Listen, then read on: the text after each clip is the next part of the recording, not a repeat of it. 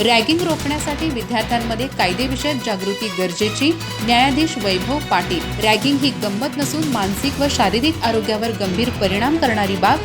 संत गजानन आयुर्वेद महाविद्यालयात anti ragging सप्ताहानिमित्त विधी सेवा शिबिर उत्साहात।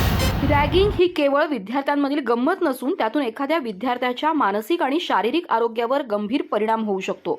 त्यामुळे रॅगिंगला कोणत्याही परिस्थितीत प्रोत्साहन न देता विद्यार्थ्यांनी त्या विरोधात जागरूक राहावं। विद्यार्थ्यांनी शिक्षणासोबतच कायद्याचं ज्ञान आत्मसात करून जबाबदार नागरिक म्हणून घडावं, असं प्रतिपादन गडिंग्लज येथील जिल्हा आणि सत्र न्यायाधीश वैभव पाटील यांनी केलं।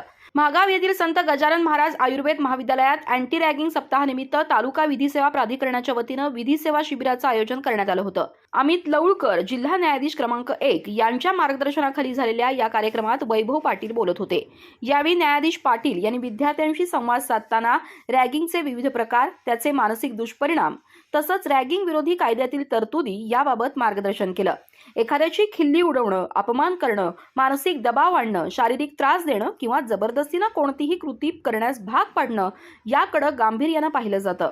मजाक म्हणून केलेली कृती ही दुसऱ्या विद्यार्थ्याच्या स्वाभिमानाला किंवा सुरक्षिततेला धक्का देणारी असेल तर ती टाळली पाहिजे, असं त्यांनी स्पष्ट केलं।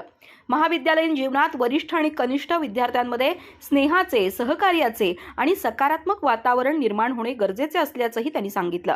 विद्यार्थ्यांनी आपले हक्क, कर्तव्य आणि कायदेशीर परिणाम यांची माहिती करून घ्यावी, असं आवाहन त्यांनी केलं।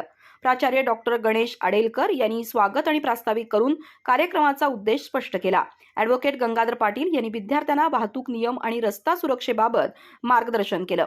वाहन चालवताना हेल्मेटचा वापर, वाहतूक नियमांचं पालन, वेगावर नियंत्रण तसंच निष्काळजीपणामुळे होणारे अपघात याबाबत त्यांनी माहिती दिली। यावेळी ॲडव्होकेट शीतल साळवी, ॲडव्होकेट आशा घाटगे, डॉक्टर सपना बसरगे, शिक्षक वृंद तसंच विद्यार्थी मोठ्या संख्येने उपस्थित होते। अधिक माहिती आणि ताज्या घडामोडींसाठी आजच आमचे चॅनल सबस्क्राइब करा।